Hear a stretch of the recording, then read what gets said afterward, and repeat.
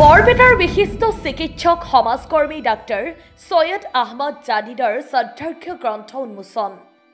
সমন্বয়ৰ অন্যতম বাৰ্তাবাহক বিশিষ্ট চিকিৎসক সমাজকৰ্মী ডাক্তৰ সৈয়দ আহমদ জাদিদৰ শ্ৰদ্ধাৰ্ঘ্য গ্ৰন্থ আজি আনুষ্ঠানিকভাৱে উন্মোচন কৰা হয়। বৰপেটা জিলা পুথিভঁৰাল প্ৰেক্ষাগৃহত আয়োজিত এক গাম্ভীৰ্যপূৰ্ণ অনুষ্ঠানত শ্ৰদ্ধাৰ্ঘ্য গ্ৰন্থখন উন্মোচন কৰে অসমৰ বিশিষ্ট লেখক সাংবাদিক তথা DY 365ৰ মুখ্য সম্পাদক অদীপ কুমাৰ ফুকনে। উন্মোচনী ভাষণত অদীপ কুমাৰ ফুকনে কয় যে চিকিৎসকসকলে কোনো ধৰ্মৰ পক্ষত নাইবা কোনো জাতিৰ পক্ষত নাথাকে।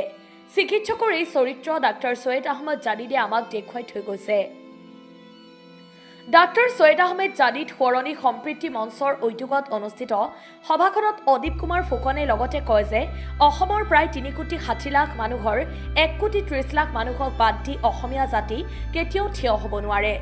অসমৰ 1,30,00,000 মানুহক শংকিত আৰু ভীতিগ্ৰস্ত কৰি ৰাখিলে অসমীয়া জাতি গঠন প্ৰক্ৰিয়া কেতিয়াও সম্পূৰ্ণ নহ'ব বুলি তেওঁ মন্তব্য কৰে। একেদৰে এই 1,30,00,000 মানুহেও অসমীয়া জাতিৰ লগত মিলি যাব পৰাকৈ কাম কৰি যাব লাগিব বুলিও মন্তব্য আগবঢ়ায় অদীপ কুমাৰ ফুকনে। ইছলাম ধৰ্মৰ লোকসকলে যদিহে ধৰ্মৰ পৰিচয়ৰ পৰিৱৰ্তে জাতিৰ পৰিচয়েৰে আগুৱাই নাযায় তেন্তে এছাম সুবিধাবাদীয়ে সমাজখন ভাগ ভাগ কৰাৰ সুযোগ পাই থাকিব বুলি তাৎপৰ্যপূৰ্ণ মন্তব্য প্ৰদান কৰে অদীপ কুমাৰ ফুকনে। সৰুক্ষেত্ৰী বিধানসভা সমষ্টিৰ প্ৰাক্তন বিধায়ক ডাক্তৰ তাৰাপ্ৰসাদ দাসৰ পৌৰোহিত্যত অনুষ্ঠিত গ্ৰন্থ উন্মোচনী সভাখনত ভাষণ প্ৰসংগত ফুকনে লগতে কয় যে ৰাজ্যখনৰ মুঠ জনসংখ্যাৰ প্ৰায় ৬২% যুৱ প্ৰজন্ম।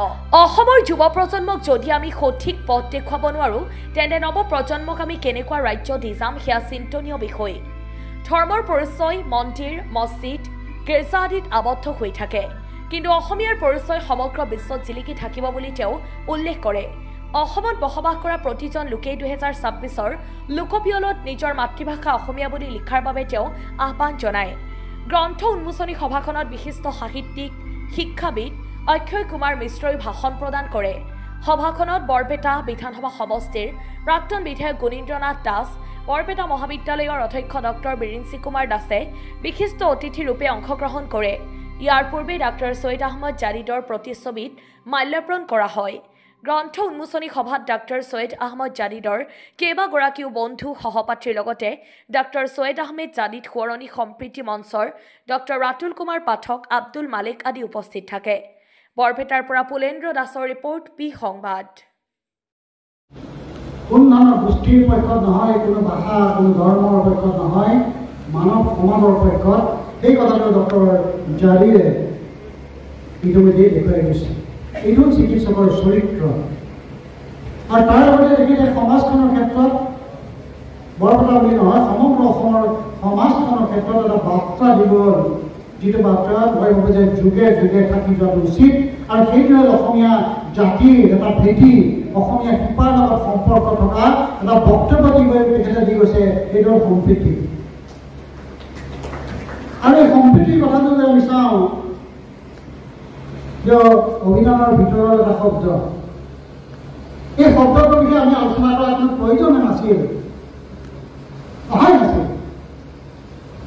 একবিংশ শতিকাৰ আৰম্ভণিৰ পৰা এই কথাটো অলপ বেছিকৈ আৰম্ভ আৰু যে সম্প্ৰীতি, কাৰণ এইটো অসমৰ সমাজ জীৱনত সম্প্ৰীতি বুলি আলোচনা কৰাৰ বিষয় নাছিল। কাৰণ আমি পৰস্পৰে পৰস্পৰলৈ সন্মান কৰোঁ, পৰস্পৰে পৰস্পৰত সহযোগ কৰোঁ, প্ৰতিটো জাতি জনগোষ্ঠী ধৰ্মৰ ব্যক্তিক মানুহক আমি অসমৰ সমাজ জীৱনৰ অন্যতম অংগ বুলি স্বীকাৰ কৰি আহিছোঁ, সন্মান কৰি আহিছোঁ। তাত পুনৰ সম্প্ৰীতিৰ কথাটো আলোচনা কৰাৰ প্ৰয়োজন নাছিল। কিন্তু আহিল এই অহা কথাটোৱে নিশ্চয় এটা ডাঙৰ বিষয়, আৰু সেইটো কথা মই ভাবোঁ যে অতি গুৰুত্ব সহকাৰে তথ্যভিত্তিক এই কথাটো আলোচনা কৰাৰ প্ৰয়োজন, আৰু ইয়াৰ তাৎক্ষণিকভাৱে সমাধান সূত্ৰ নিৰ্ণয় কৰাৰ প্ৰয়োজন। সম্প্ৰীতিৰ বিষয়টো যদি আমি বাৰে বাৰে আলোচনা কৰিবলগীয়া হয়, পৰিস্থিতি যদি হয়, এই পৰিৱেশ পৰিস্থিতি যদি আমি আগত কৰিব নোৱাৰোঁ, তেতিয়াহ'লে কিন্তু গোটেই অসমীয়া সমাজখন কিন্তু সন্ধান হৈ যাব, যি প্ৰক্ৰিয়া ইতিমধ্যে কৰি আছে। আৰু সেইকাৰণে আপোনালোক বৰপেটাবাসী ৰাইজক ধন্যবাদ জনাইছোঁ, ধন্যবাদ জনাইছোঁ।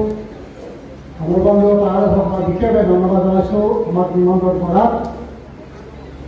আৰু এনেকুৱা এই বৰপেটা সত্ৰম নগৰী বৰপেটাৰ বাই প্ৰতিধ্বনিত হ'ব লাগিব অসমৰ মানুহৰ হৃদয়ত যে আমি একেলগে থাকিব লাগিব। আমি যদি একেলগে থাকিব নোৱাৰোঁ, একেধৰণে চিন্তা ইজনক পৰস্পৰ সন্মান জনাই যদি থাকিব নোৱাৰোঁ, আমাৰ কাৰণে সহজে এখন জেগা নাই। ব্ৰহ্মপুত্ৰ আৰু বৰাক ভেলীৰ এই উপত্যকা বাহিৰে পৃথিৱীত আমাৰ ক'তো স্থায়ী জেগা নাই।